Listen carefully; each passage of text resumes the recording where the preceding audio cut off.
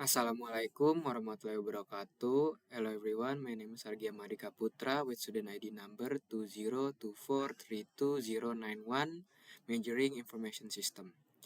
In this video, I will explain my database practicum project using SQL with SQLiOC.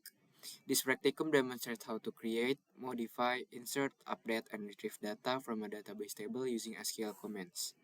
The main goal of this practicum is to understand how database structure work and how each SQL statement interacts with data in relational database management system. Okay, for the first one is the create database prac1. This command creates a new database named prac1, or it means practicum 1 or 1, and then it serves as the main storage area where all the tables and employee data will be saved and managed throughout the practicum.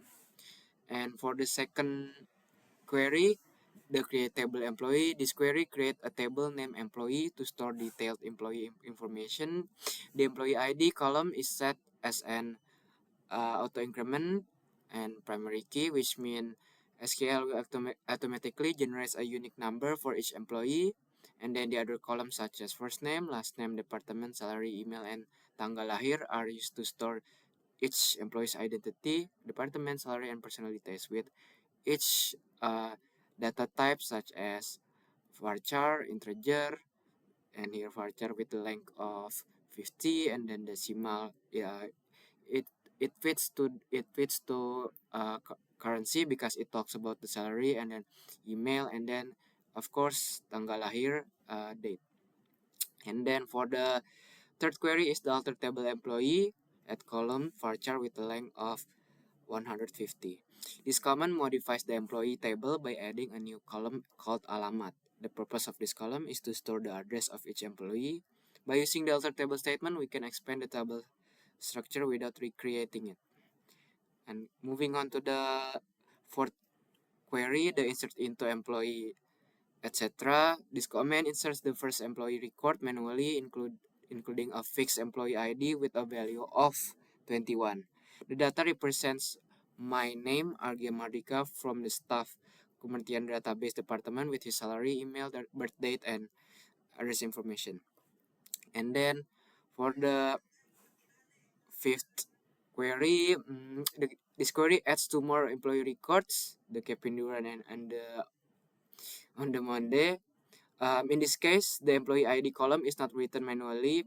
That's why I separating it, and then it's because allowing the SQL auto increment feature to generate IDs automatically. Because here I already input the 21, and the other will be followed with auto increment.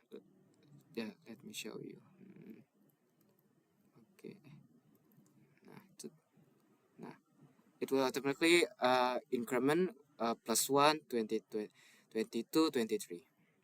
And then moving on to the next one, the six query, update employee, set salary to etc. And then employee ID, where employee ID, etc. This command updates the salary of the employee with employee ID number 2022, and then the where clause ensure that the only specific employee with this ID is affected by the change. And then for the last one, the seven query, this select start from employee where salary above 5 million.